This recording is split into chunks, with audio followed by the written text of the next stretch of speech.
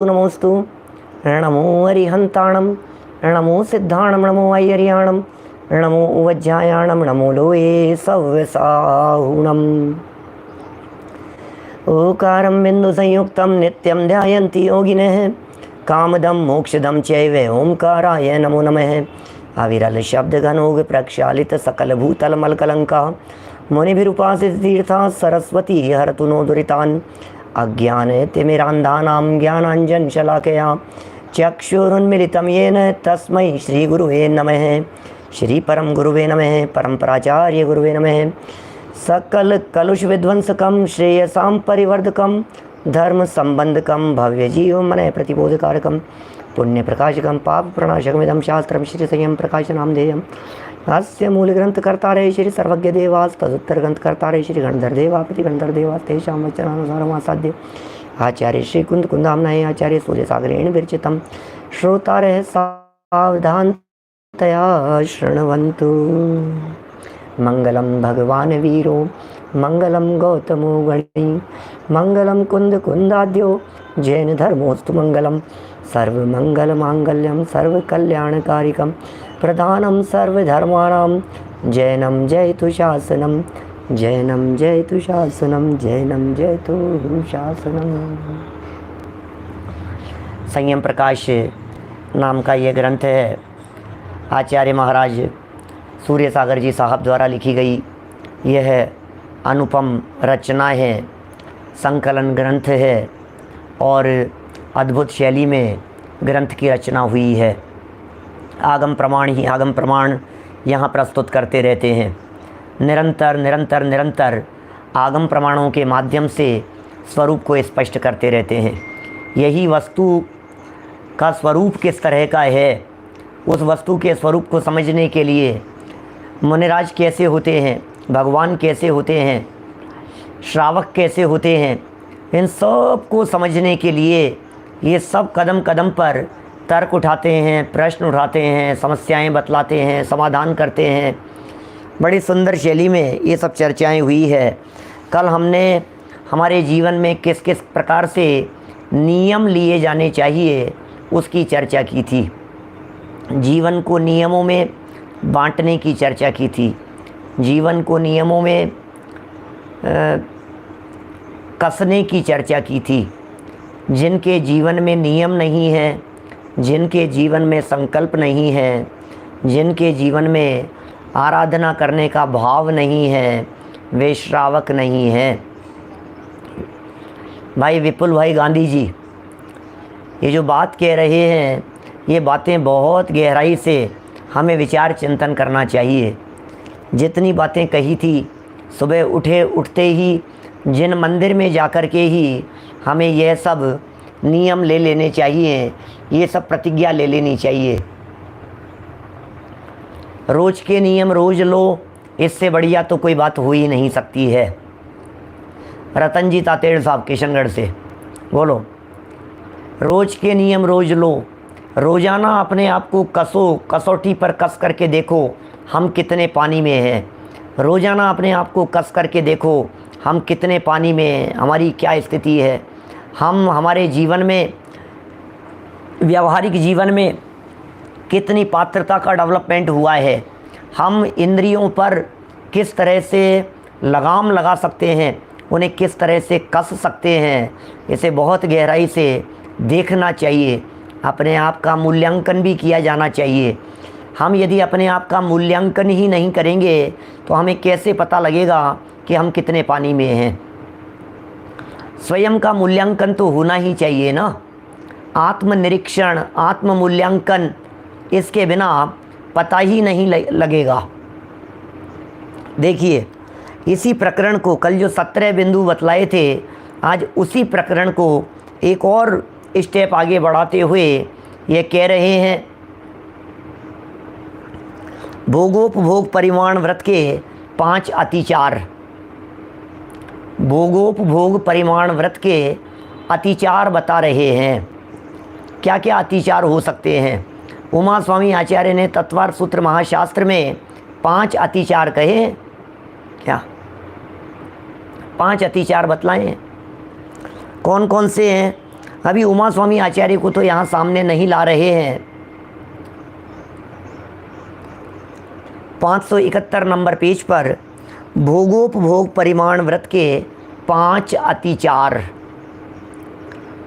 सागार धर्मामृत से इस प्रकरण को उठा करके यहाँ रखा गया है।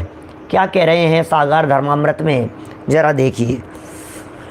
सचित्तम तेन संबद्धम सम्मिश्रम तेन भोजनम दुष्पक्वम मप्य विषवम भुंजनोत्येति तद्व्रतम।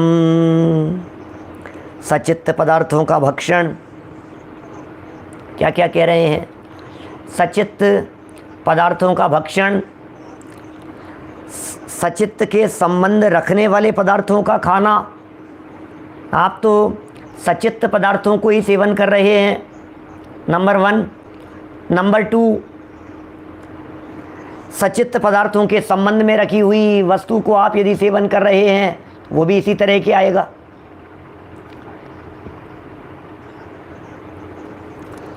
फिर नंबर 3, सचित्त से मिले हुए पदार्थ का खा जाना, वो भी इसी तरह का होगा। कम पके व ज़्यादा पके भोजन का पदार्थों का खाना। आप सोचो तो सही ज़रा, क्या कह रहे हैं ये? क्या विपुल भाई गांधी जी क्या कह रहे हैं ये?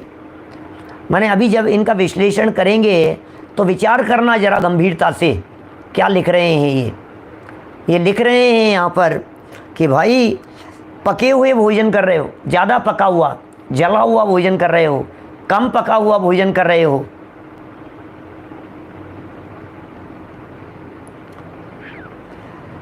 और 5वें नंबर पर कहा है अभिशव, माने गरिष्ठ पदार्थों का खाना, गरिष्ठ पदार्थों का खाना, है ना। ये इस व्रत के अतिचार हैं।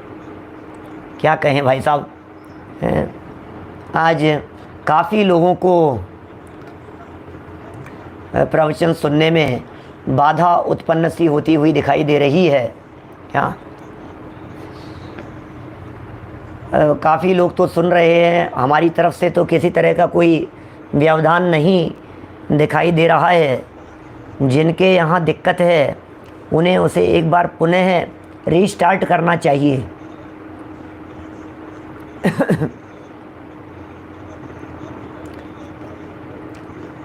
आएगा, कुछ लोगों के नहीं आ रहा है, वो आएगा ज़रूर, क्योंकि बहुत सारे लोगों के सही चल रहा है ना।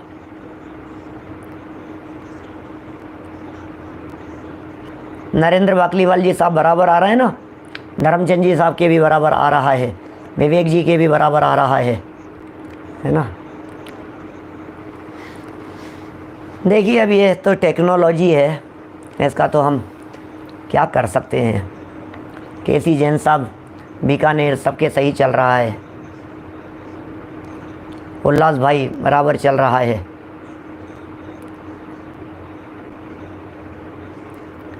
ऐसा कैसे हो सकता है? इतने सारे लोगों के नेट इशू और इतने सारे लोगों के बराबर आ रहा है। खैर अब ठीक है, मैं क्या कर सकता हूँ, मैं तो चालू रखता हूँ, बराबर आएगा। लोगों के धीरे धीरे आना शुरू हो रहा है, आ जाएगा धीरे धीरे। चलो देखिए 571 नंबर पेज पर 5 तरह के यहाँ बातें कह दी हैं, उन्हीं बातों को आगे बढ़ाते हैं। इनका खुलासा इस प्रकार है। 1 नंबर सचित्त, जिसमें चेतना विद्यमान है वो सचित्त है। क्या? जिनमें चेतना विद्यमान है वो सचित्त है। भोगोपभोग का परिमाण करने वाला व्यक्ति, वो सचित्त का त्याग कर दिया उसने। जिनमें चेतना विद्यमान है ऐसी ककड़ी आदि हरित वस्तु को सचित्त कहते हैं। इनको प्रासुक रूप में ही भक्षण करना, अन्यथा नहीं तो अतिचार होगा। अब उन्हें अतिचार करने के लिए प्रासुक रूप में ही उन्हें देखना पड़ेगा, तभी वो चीज़ हो पाएगी, अदरवाइज उसमें दोष लगेगा। नरेश जी भाई साहब देखो क्या कह रहे हैं, आपके नागपुर में आ रहा है ना बराबर। प्रश्न किया है, सचित्त भक्षण अतिचार ही क्यों कहा, अनाचार क्यों नहीं? जब उसने सचित्त भक्षण कर लिया है तो फिर उसे अतिचार कहने की क्या ज़रूरत है? अनाचार कह दो ना उसे, तो भ्रष्ट ही हो गया है ना ये व्यक्ति। तो हरी खा ली है इसने, तो हरित काय का सेवन कर रहा है, क्या करें? तो बोले जवाब दे रहे हैं, नहीं, पदार्थ को गृद्धता से भक्षण करना अनाचार है। अनाचार में गृद्धता विशेष होती है, अनाचार में आसक्ति विशेष होती है, अनाचार में राग की तीव्रता होती है, अनाचार में माने वो बहुत ज़्यादा उसके प्रति लालसा, ऐसी आसक्ति छिपी हुई है। सूक्ष्म रूप से दोष लगना यह अतिचार कहलाता है। जैसे त्यागी हुई वस्तु में भूल से एक बार प्रवृत्ति हो जावे तो अतिचार, यदि बार बार हो तो अनाचार।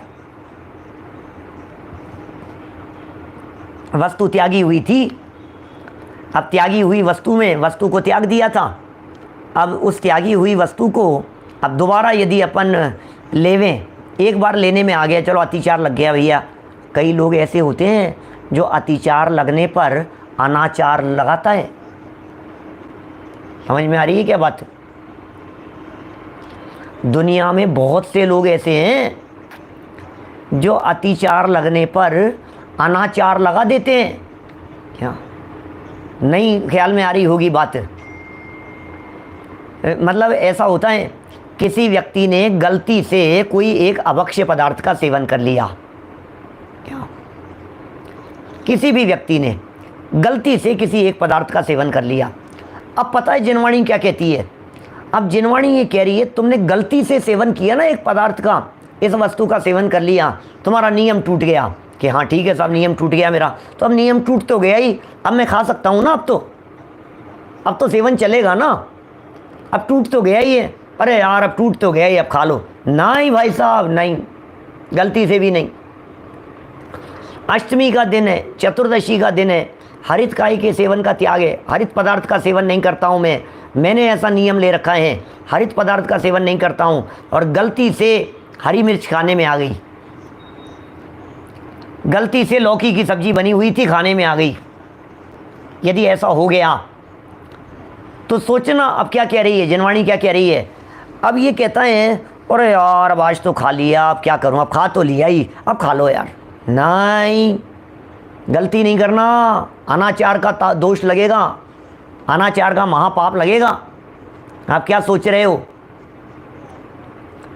अनाचार का महापाप लगेगा भाई साहब, अतिचार नहीं है ये। अतिचार में खेद वर्तता है, अनाचार खेद रहित होता है। अतिचार और अनाचार में क्या फ़र्क होता है बताओ? जहाँ आपके आचरण में, जहाँ आपकी प्रवृत्ति में खेद वर्त रहा हो, अरे अरे दोष के प्रति खेद वर्तता है, अरे गलती हो गई है, ओह भूल हो गई है, दोबारा नहीं करूँगा, दोबारा इस तरह की भूल नहीं होगी, उसे अतिचार कहा गया है जनागम में। अनाचार माने महापाप, अनाचार माने भ्रष्ट, अनाचार माने पापियों से पापी, वो भ्रष्ट हो गया है। अनाचार में शिथिलता नहीं, मतलब महा आचार है वो तो। अनाचार तो खेद खिन्नता जहाँ नहीं है वहाँ अनाचार की श्रेणी में चला जाता है। इसलिए कुछ भी हो, खेद खिन्नता बहुत ज़रूरी है। यदि खेद खिन्नता नहीं होगी तो फिर वो अनाचार हो जाएगा। देखिए बात हो गई यहाँ पर, पदार्थ को गृद्धता से भक्षण करना अनाचार है, सूक्ष्म रूप से दोष लगना अतिचार है। जैसे त्यागी हुई वस्तु में भूल से एक बार प्रवृत्ति हो जावे तो अतिचार है। संयम का दिन था, पर्व के दिन थे, गलती हो गई, कोई बात नहीं, गलती हो गई, खेद वर्त रहा है, अतिचार है। खेद नहीं वर्त रहा है, अनाचार है। यदि बार बार हो तो अनाचार है। गलती पर गलती करे, गलती पर गलती करे, ऐसा भी कह सकता हूँ। जहाँ माफ़ी की गुंजाइश हो वो अतिचार है, और जहाँ दोष कंपलसरी हो, जहाँ सज़ा कंपलसरी हो वो अनाचार है। ख्याल में आ रही है बात?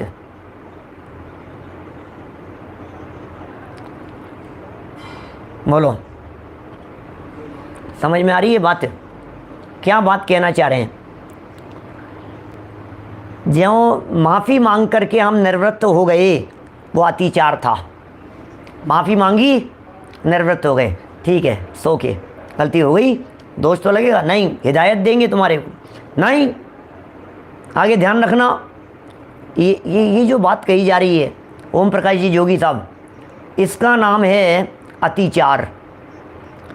और जब ये कह रहा है हाँ हाँ गलती हो गई तो हो गई, क्या हो गया है यार, इंसानी तो है, कोई भगवान थोड़ी ने, हो गया तो हो गया, कोई बात नहीं, कोई बात नहीं, जो गलती हो गई जो हो गई, अब क्या कर सकते हैं। बोले जो हो जाए, जो हो गया जो हो गया। बोले तू अनाचार कर रहा है, तुझे तो सज़ा मिलेगी, तू समझता क्या है अपने आप को, सज़ा का भागीदार है, पापी है तू। क्या 2 नंबर देखो, पहला पॉइंट हो गया। दूसरे बिंदु की तरफ बढ़ता हूँ मैं, सचित्त संबंध की तरफ बढ़ रहा हूँ। सचित्त भक्षण को अतिचार में लिया है। नंबर 2, सचित्त संबंध की चर्चा कर रहे हैं, जिसके साथ चेतना वाले का संसर्ग है। सचित्त संबंध है ना, जैसे गोंद तथा कई प्रकार की सब्जी, पुष्प, फल, सचित्त जल आदि का अचित्त भोज्य पदार्थों से संबंध हो जाना, ये सचित्त संबंध है। क्या ऐसा हो जाता है कई पदार्थों का सचित्त फल फूल आदि से संबंध, ऐसे पदार्थ को व्रती खावे तो ये दूसरा अतिचार है। आप देखिए, और कहूँ जैसे पत्तलों में भोजन करना, हरे पत्तों में भोजन करना, बाज़ार में जो मटके की कुल्फ़ी आती है ना, ये केले के पत्ते में रख करके देते हैं, हरे पत्ते के ऊपर रख करके देते हैं, उस पर लपेट करके देते हैं। आप खा रहे हैं कुल्फ़ी, लेकिन वो कुल्फ़ी जिस पत्ते में लिपट करके आई है वो हरा पत्ता है, सचित्त संबंध कहलाएगा। ये जो है ना अपने श्रवण बेलगोला नहीं, धर्मस्थल वीरेंद्र हेगड़े जी की, वहाँ पर वो चलती है भोजनशाला, अन्नपूर्णा के नाम से है। उस भोजनशाला में भोजन, अभी का तो पता नहीं मुझे, लेकिन पहले तो भोजन पत्तों में मिला करता था, पत्ते होते थे, केले का बड़ा पत्ता है, उस पत्ते में ही रख करके भोजन करते थे। आप हरा तो नहीं खा रहे हो, लेकिन हरे के संबंध का खा रहे हो। इसको और भी कई तरह से कहा है, माने इस तरह से भी सचित्त संबंध को कहा है, हरे में रख करके या हरे से ढका हुआ। क्या हरे से ढका हुआ भी होता है, हरित वनस्पति थी उसमें खाना, या फिर कोई गिलास था, कोई बर्तन था, उसे हरे पत्ते से ढका हुआ था, वो भी उसी तरह की चीज़ आएगी। तो दोनों ही का निषेध कर दिया गया है, सचित्त संबंध कह करके उसे पुकारा गया है। ऐसे पदार्थ को यदि व्रती व्यक्ति खाता है तो उसका अतिचार है।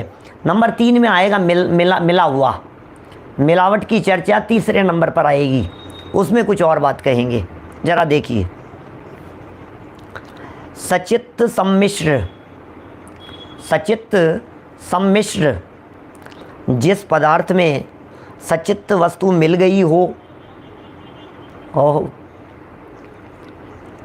जिस पदार्थ में सचित्त वस्तु मिल गई हो, क्या, और बहुत प्रयत्न करने पर भी वे उससे अलग नहीं हो सके, ऐसे पदार्थ भूल से भक्षण में आवे तो अतिचार है, प्रमाद से भक्षण कर ले तो वही अनाचार हो जाता है। ध्यान नहीं रहा इसके अंदर मिला हुआ था, क्या ध्यान नहीं रहा भाई साहब, ये कुछ गड़बड़ हो गई, ध्यान नहीं रहा, इसके अंदर ये चीज़ मिली हुई थी, ओहो इसमें धनिया मिला हुआ था, अरे हमारे तो धनिये के त्याग हैं, ये क्या हो गया। अरे दाल मैंने ली, मैंने जो दाल ली अभी विपिन पाटनी जी साहब उज्जैन से, हमारे हरी का त्याग था, और दाल हमने ली, बिल्कुल सही दिख रही थी, इसके अंदर कहाँ हरी का काम है, शुद्ध दाल है, पवित्र दाल है, प्योर है, बिल्कुल प्योरिटी दिख रही है, क्लीन दिख रही है। इतनी देर में खाते समय उसमें कोई एक टमाटर जैसा कुछ आ गया, हमने कहा ये क्या, इसमें टमाटर है क्या, कि हाँ भाई साहब इसमें तो टमाटर डला हुआ था। कहीं आपने ग्लास में दाल भरते समय अंदर एक ग्रीन ग्रीन सी लाइन सी आ गई, कुछ ऐसी लकीर सी, आपने कहा ये क्या चीज़ है? बोले तो धनिया पत्ती गिरी हुई है। ओहो, मेरे तो धनिया पत्ती के त्याग थे। तो क्या करेंगे? कई हरी मिर्च आ गया, हरी मिर्च का कण आ गया उसमें, अरे मैं आज तो हरी का त्याग था मेरा, इसमें हरी मिर्च आ गई है इसके अंदर। तो कई लोग तो करते अब चलो खा तो ली, अब कोई बात नहीं है, चलो अब ठीक है कोई बात नहीं, टूट तो गया ही, अब मज़े से खा लो।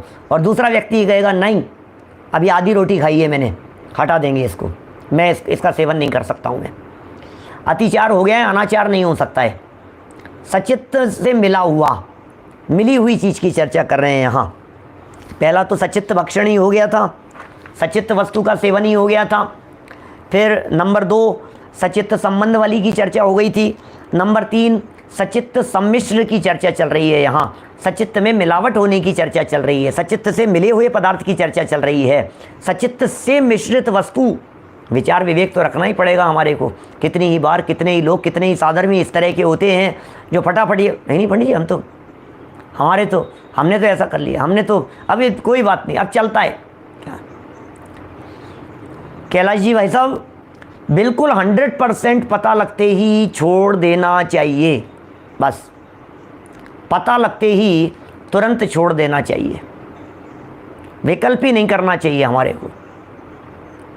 देखिए चौथे पॉइंट की तरफ बढ़ रहा हूं मैं, चौथे बिंदु की तरफ बढ़ रहे हैं। टमाटर भी हरे में आते हैं, क्या बात कर रहे हो आप? केला हरा होता है या सफ़ेद होता है? केला कैसा होता है? एप्पल लाल होती है कि हरी होती है? नींबू पीले में आता है कि हरे में आता है? भैया हरे का अर्थ ग्रीन कलर से नहीं है, हरे का अर्थ वनस्पति से है। आम है, बिल्कुल पीला आम है, पपीता है, पपीता हरा नहीं है, पीला है। अभी हरे में आएगा कि नहीं आएगा? हरे माने सचित्त, हरे माने चित्त सहित चेतनता जिनमें दिखाई दे रही हो, वे सब हरे हैं। अरे हरी मिर्च तो हरी है ही, लाल मिर्च भी यदि वो गीली वाली लाल मिर्च है तो वो भी हरी है, ठीक है ना? ये सब विचारणीय बातें थी, गंभीरता से विचार होना चाहिए इन सब बातों के संदर्भ में। बहुत सारे लोग नहीं समझते हैं, नए नए लोग भी बहुत सारे ऐसे साधर्मी हो सकते हैं जो समझ नहीं पाते हैं और वो ये कहते हैं कि भाई अरे भाई हम तो समझते ही नहीं थे, हमने तो इसको लाल समझ करके खा लिया एप्पल को, हमें थोड़ी ना पता था कि ये भी हरी है। टमाटर तो बिल्कुल ही हरापन नहीं है, टमाटर तो बिल्कुल ही लाल दिखाई दे रहा है। और भी इस तरह के बहुत सारे फल हो सकते हैं जिनका कलर ग्रीन नहीं हो, फिर भी वे हरित काय के अंतर्गत आएंगे, ऐसा है।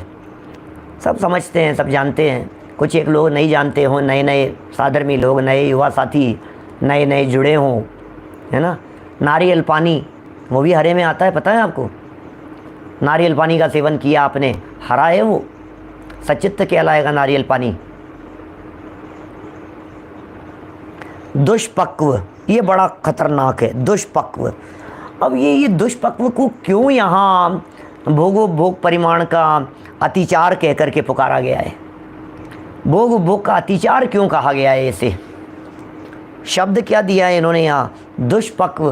भाई साहब कच्चा भोजन कभी मत कीजिए, क्या ज़्यादा जला हुआ कभी मत कीजिए। कच्ची रह गई थोड़ी रोटी, निकाल दीजिए। पापड़ मर्यादा का, आज का बना हुआ ताज़ा सेका आपने, कच्चा रह गया, उस कॉर्नर को छोड़ दीजिए। जहाँ से सिक नहीं पाया है उसे छोड़ दीजिए।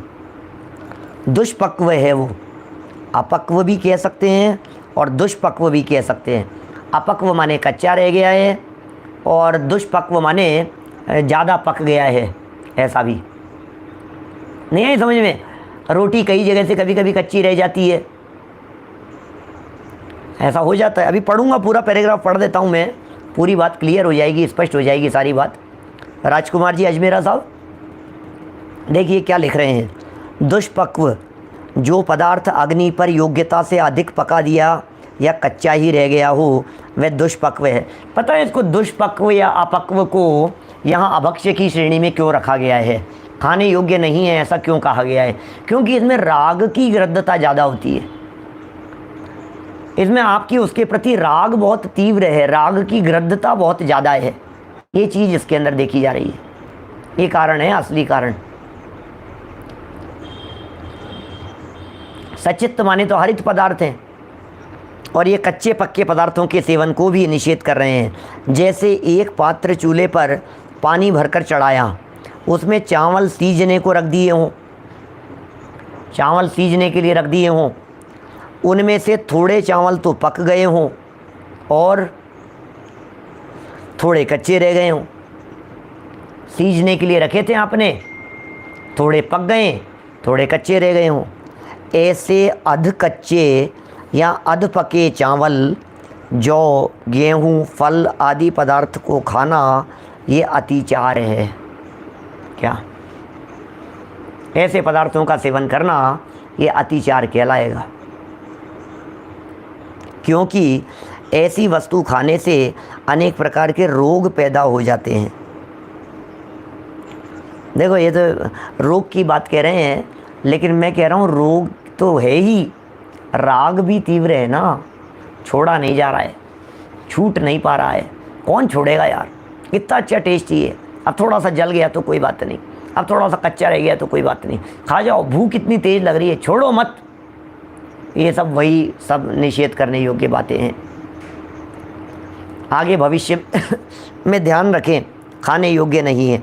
सिद्धांत में बतलाया गया है कि जो पदार्थ जितने अंशों में कच्चा रह गया है वह योनिभूत हो, ऐसा बतलाया है। जैसे गेहूँ, जौ आदि अथवा फलादि हों, वह सचित्त रहने पर बीमारी का कारण, धर्म ध्यान में बाधा कारक है। बीमारी का कारण बन जाता है, धर्म ध्यान में बाधा कर देने वाला होता है। उससे इस भव में वेदना तथा परलोक के लिए कर्म बंद होता है, इसलिए ऐसे दुष्पक्व पदार्थ को छोड़ना ही चाहिए। ऐसे पदार्थ को छोड़ ही देना चाहिए, क्योंकि इन पदार्थों को खाने में इस भव में तो बीमारियां होगी और भविष्य के लिए तीव्र कर्मों का बंधन होगा, परलोक में भी तकलीफ भोगोगे। इस लोक और परलोक दोनों ही जगह पर आपको तकलीफ भोगनी पड़ेगी, भुगतनी पड़ेगी, ये स्थिति बनेगी।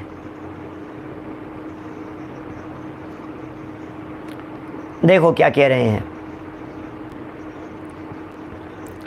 ऐसा भी मैंने बहुत जगह देखा है, जैसे भुट्टे वगैरह होते हैं ना, ऐसी चीज़ें, कोई तो बिल्कुल ऐसा जला हुआ खाते हैं, जला कर बिल्कुल ऐसा बिल्कुल काले हो जाएं बिल्कुल।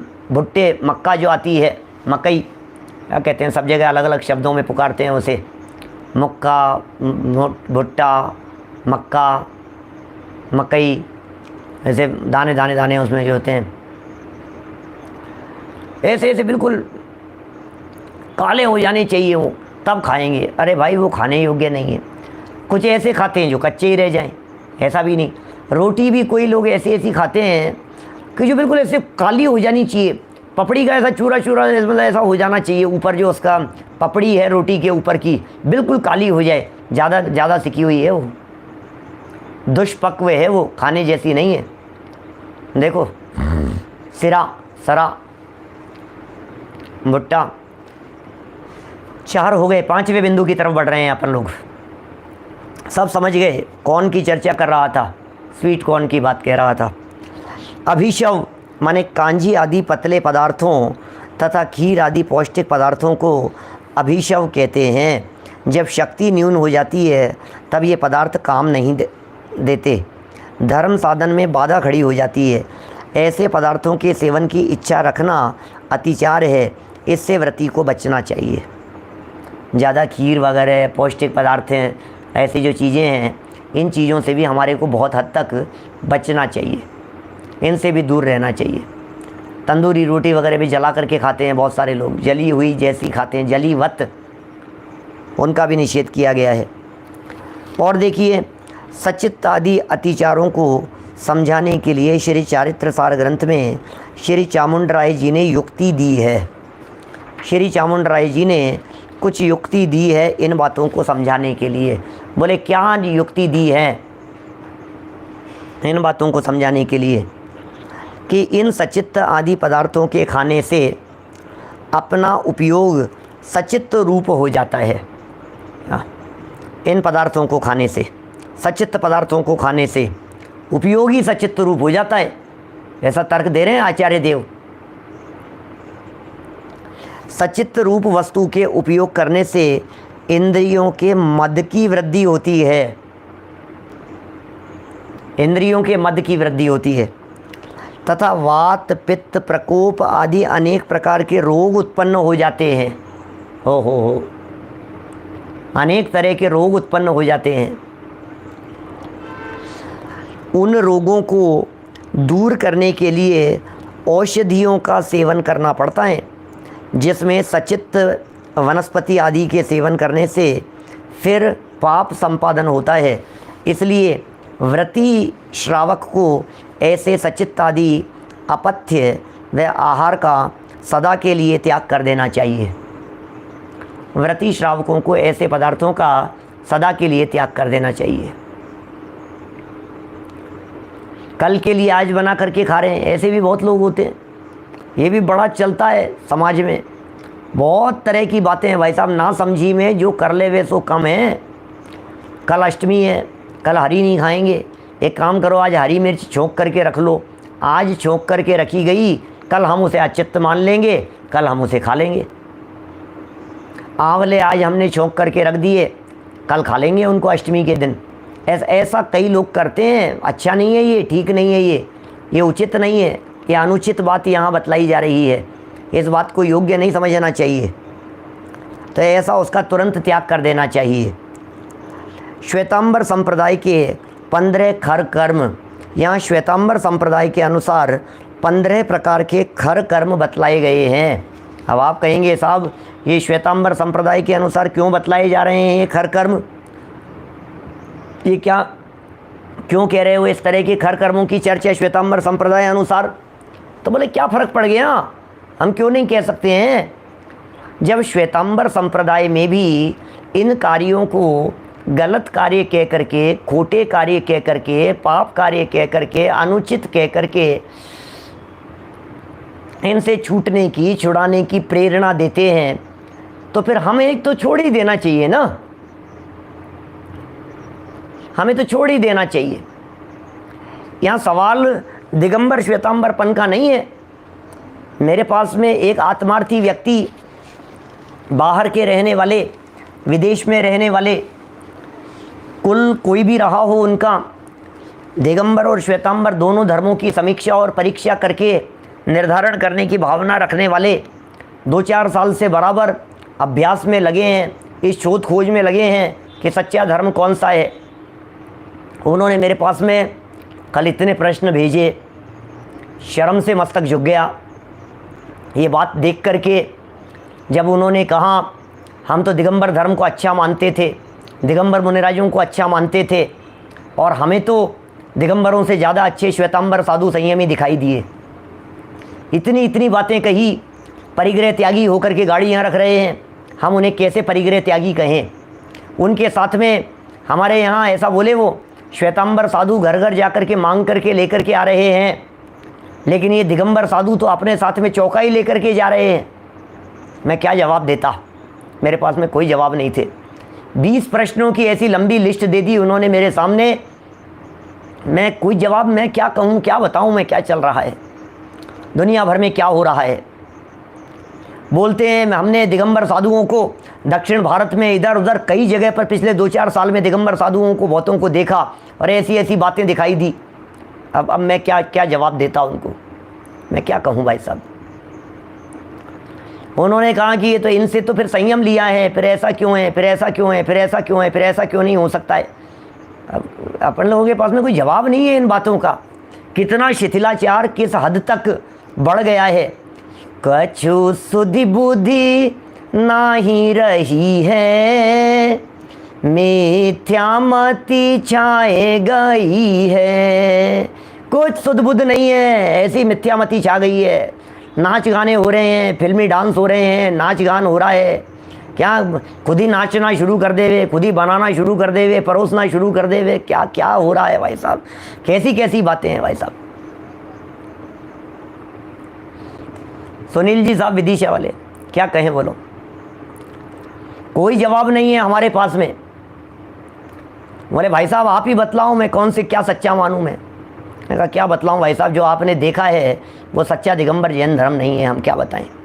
हीराचंद जी वैद्य साहब, जिनके साथ में लवाजमा चल रहा है, जिनके साथ में पूरा परिग्रह चल रहा है, परिग्रह की पूरी टोली चल रही है, खाना बनाने वाले चल रहे हैं, सामान चल रहे हैं, गेहूँ आटे दाल चावल की बादाम की इनकी सबकी बोरियां चल रही है, जिनके साथ में अब अपन तो निरुत्तर हो गए भाई साहब। क्या बहुत अच्छे साधर्मी, परीक्षा प्रधानी, परीक्षा से निर्णय करने वाले, समय सार आदि का गहराई से अध्ययन करने वाले, अभ्यास करने वाले, अब उनको क्या जवाब देवें। इसलिए ये जो बात कह रहे हैं यहाँ, इन बातों को ज़रा अच्छे से देखना, सोचना भाई ये क्या कह रहे हैं। अभिशव की चर्चा चल रही थी कि अपनी यहाँ 5वां बिंदु है कांजी आदि पतले पदार्थ, खीर, ये पौष्टिक चीज़ें, अभी इनका सेवन करने, ये सब हो गया ना। अरे सॉरी, श्वेतांबर संप्रदाय के 15 खर कर्म पढ़ने हैं अपने को, तो 573 नंबर पेज पर देखिए, 573 नंबर पेज पर श्वेतांबर संप्रदाय के 15 खर कर्म बहुत सुंदर लिखे हैं, त्याग देने योग्य है। अरे जब हम ये कहते हैं मार्कंडेय पुराण का, गरुड़ पुराण का, शिव पुराण का एग्जाम्पल दे करके हम आपको रात्रि भोजन त्याग के लिए कह सकते हैं, तो क्या हो गया उसमें। देखो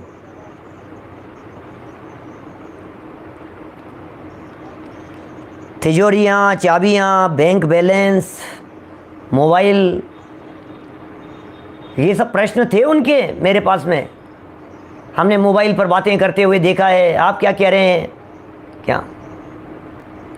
क्या कहें।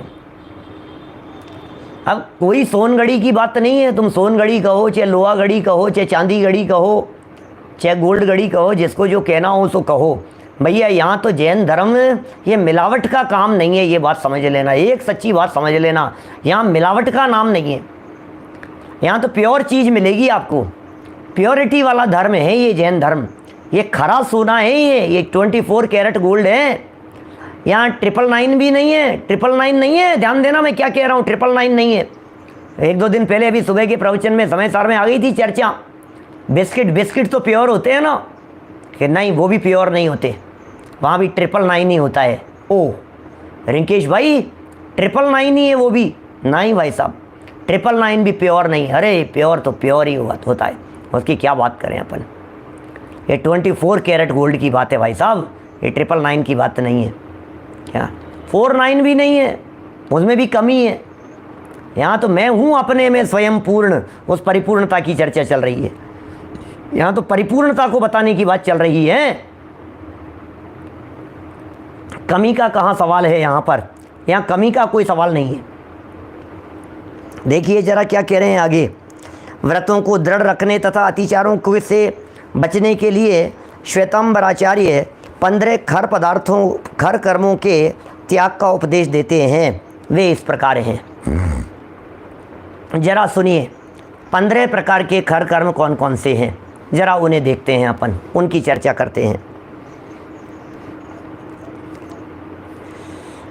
व्रत ये क्षर कर मात्र मलान 15 त्यजेत, वृत्तिवनाग्न्यन स्फोट भाट कैर यंत्र पीड़नम, निर्लांचना सति पोषौ सरह शोषम दव प्रदाम, विशलाक्षादंत केश रसवाणिज्य मंगिरुक।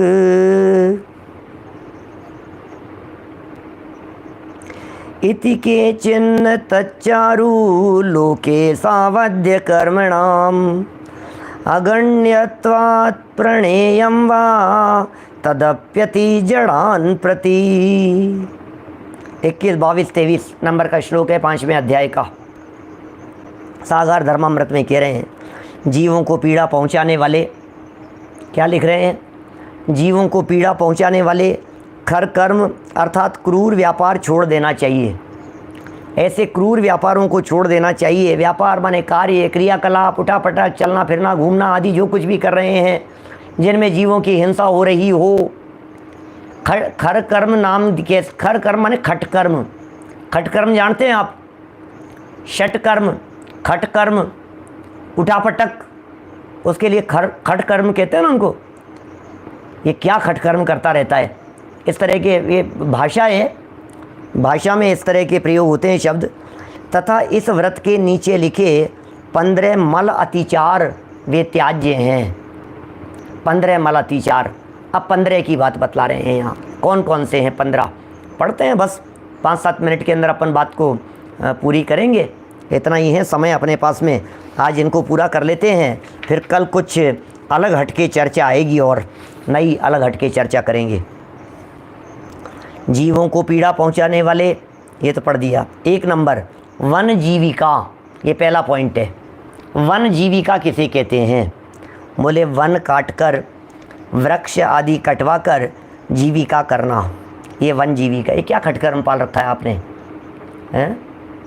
वनों की कटवाई करवाते हो, लकड़ियाँ निकलवाते हो, लकड़ियाँ सुखाते हो, उनको बनाते हो, बेचते हो। ये काम ठीक नहीं है, ये खोटा कर्म है, ये खट कर्म है, ये करने योग्य नहीं है, ये श्रावक के करने योग्य कर्म नहीं है। नंबर 2 अग्नि जीविका। अग्नि जीविका भी करने योग्य नहीं है। माने कोयले बनाना, चूने के भट्टे लगाना आदि।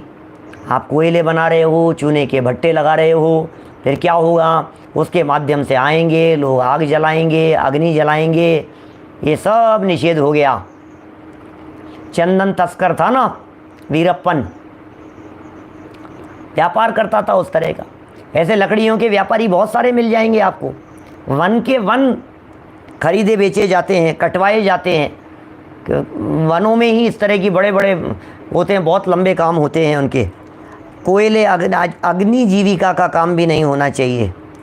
फिर अनोजीविका, ये क्या है? शकट जीविका भी कहते हैं इसे, अर्थात गाड़ी, रथ आदि बनवाना, बेचना या किराए से चलाना। लो इनका निषेध कर रहे हैं। गाड़ियाँ मत चलवाओ किराए पर। अब आपके ट्रेवल्स का काम है, आपकी किराए पर गाड़ियाँ चलती है, ठीक है, जब तक चल रही है, जैसी चल रही है, भावना ये भाव कि जल्दी से बंद हो, धीरे धीरे हम दूसरे काम की तरफ कन्वर्ट कर ले। वैसे व्रतियों की चर्चा चल रही है, आप व्रती नहीं हैं, लेकिन तो भी विचार विवेक तो होना ही चाहिए। क्या? क्योंकि उनमें दुर्घटनाएं होती है भाई साहब।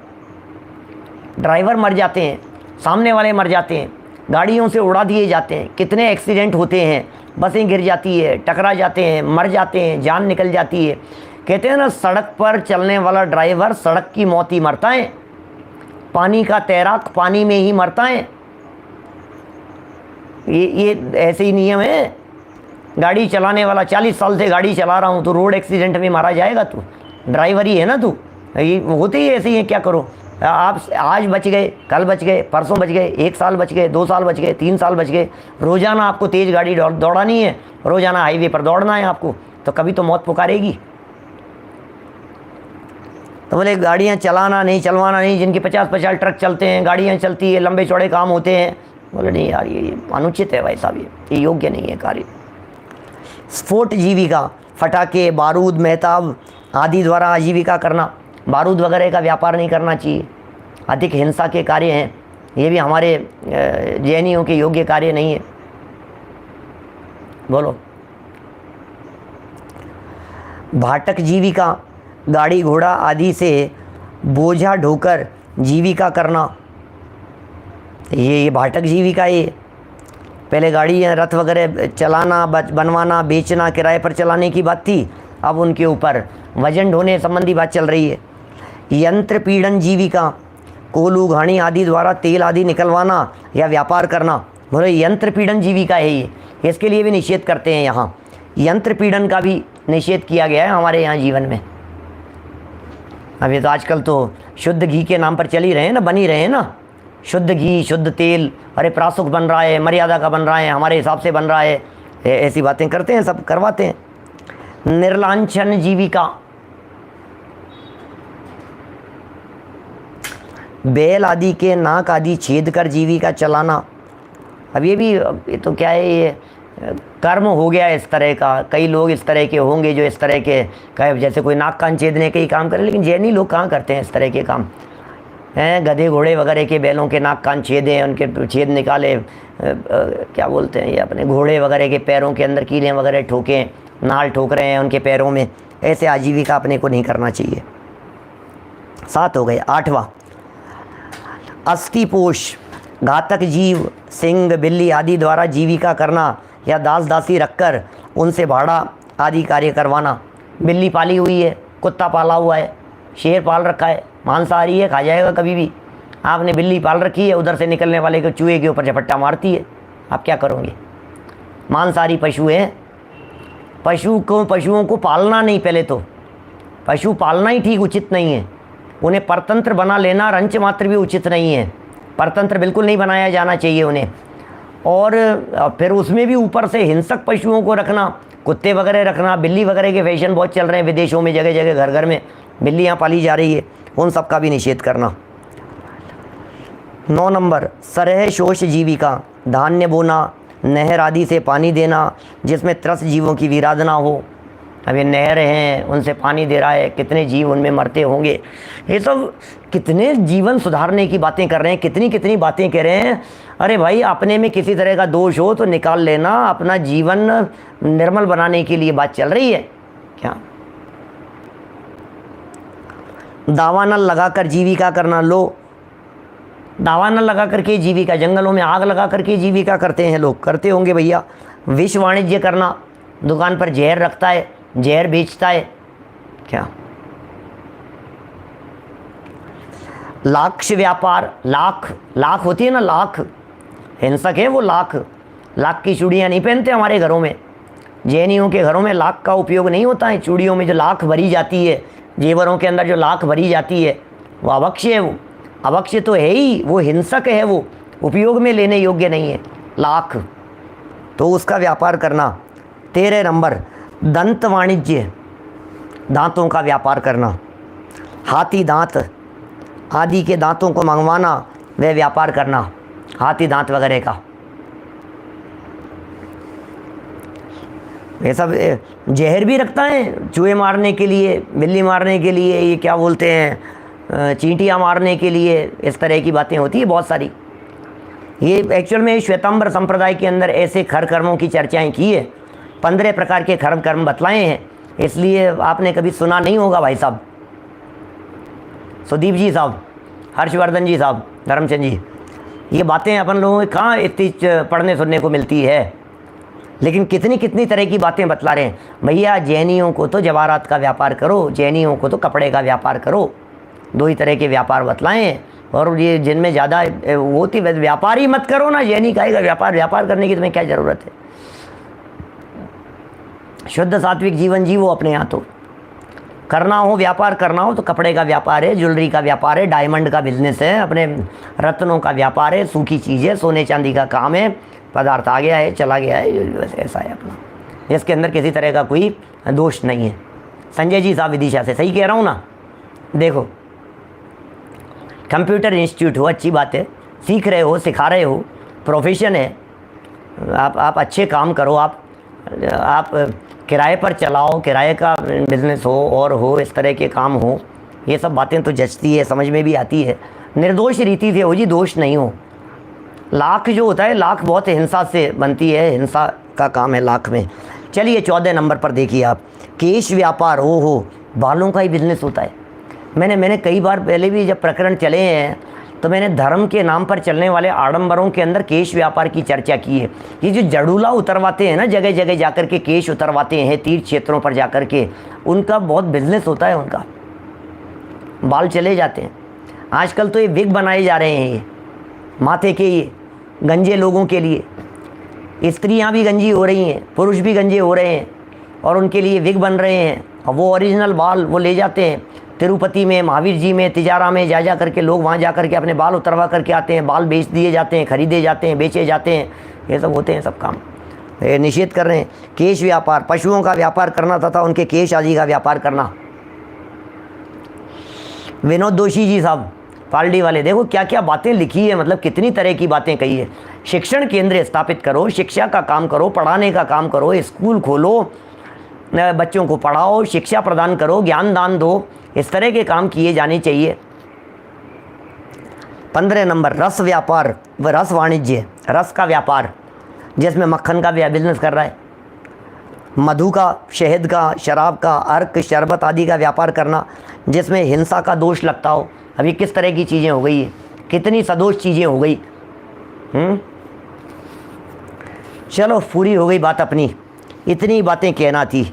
इस प्रकार श्वेतांबर आचार्यों ने ये 15 प्रकार के ही खर कर्म माने हैं। इनकी संख्या नक्की कर दी भैया, ये 15 तरह के खर कर्म बतला दिए। इन 15 प्रकार के खर कर्मों से बच करके रहो, जितना बच सको उतना बचो। जम सक्कई तम की रई, जम च न सक्कई तम च सद्धहणम, केवली जिनेई मणियम सद्धह मानस सम्मतम। श्रद्धा नहीं सम्यक्त्व है। किंतु दिगंबर जैन समाज में इस तरह की संख्या नियत नहीं मानी गई है। हमारे यहाँ शास्त्रों में इस तरह की नियत संख्या का उल्लेख नहीं किया गया है। दिगंबर जैन संप्रदाय में वहाँ बतलाई थी, उनको यहाँ लिख दिया है।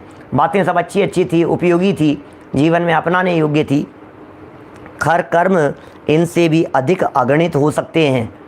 15 की क्या बात करें अपन, अगणित हो सकते हैं, संख्यात असंख्यात हो सकते हैं।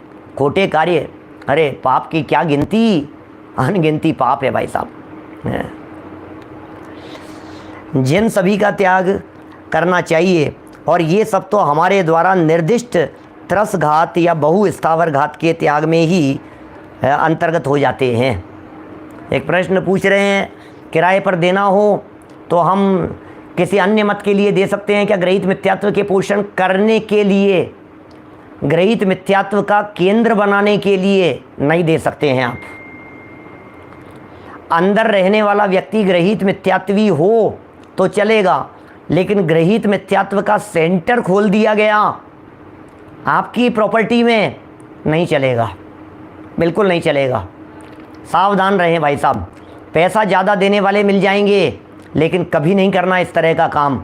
हमारा घर पाप का स्थान नहीं बनेगा, पापियों के आवागमन का स्थान नहीं बनेगा, ऐसा नहीं होगा। हमारे माध्यम से ऐसा कार्य नहीं किया जा सकता है। 2 पैसे कम मिल जाएंगे, अरे आधे पैसे मिल जाएंगे, कोई दिक्कत नहीं है। 2 रोटी कम खा लेंगे, क्या फ़र्क पड़ गया है। 2 टाइम की जगह 1 टाइम रोटी खा लेंगे। हमारे तो महामुनिराज एक आसन करते हैं, क्या फ़र्क पड़ गया है। देखो, अतः त्याग हिंसा का होना चाहिए जिसमें सभी प्रकार के खर कर्म आ जावें। और सच्ची बात कहूँ, एक ही खर कर्म है, अंतिम बात कह करके पूरी करता हूँ। सारे खर कर्मों का बादशाह एक खर कर्म है जिसका तो विचार विवेक ही नहीं है, माथे में मिथ्यात्व बैठा हुआ है। ये खर कर्म है।